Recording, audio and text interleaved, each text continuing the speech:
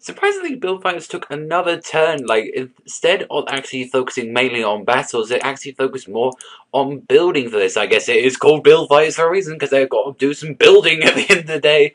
So in this episode, we see, Sei reuniting with his father, although it was just a dream, and pretty much this is like the 10th day of the whole Gundam World Tournament, and well, their star build strike, the sei&Reiji, is pretty fucked up, so he has to spend the entire day building that, and it's going to take him like 2 to 3 days to fix up.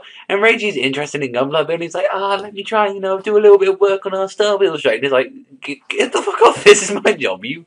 I do the building, you do the smashing. This is how we work.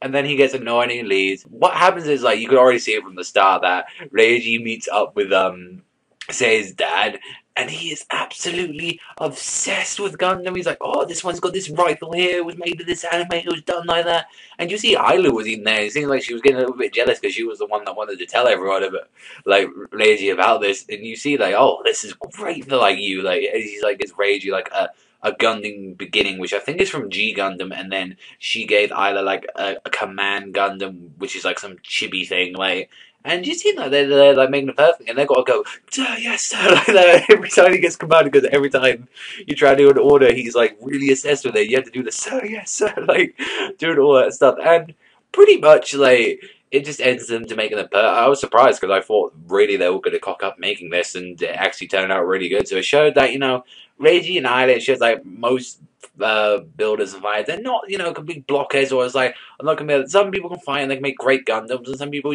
build and make great Gundams.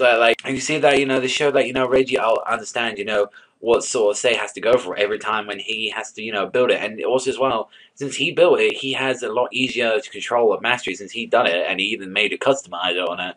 And he's like, oh, let me go and try it. I want to try it on the room. And good old Gunpla Mafia C comes in and pretty much fixes up the fight because he said, oh, Todd, I don't want my pride getting away, getting beaten by this kid. And pretty much it ends up he was nearly going to get defeated by Aila staying in with Reiji. And it was like, oh my god, why was the music so good for this? I really wasn't taking the fight too seriously. I was like, oh, we've seen this guy already 2 times already. I think he's already had his ass handed to him.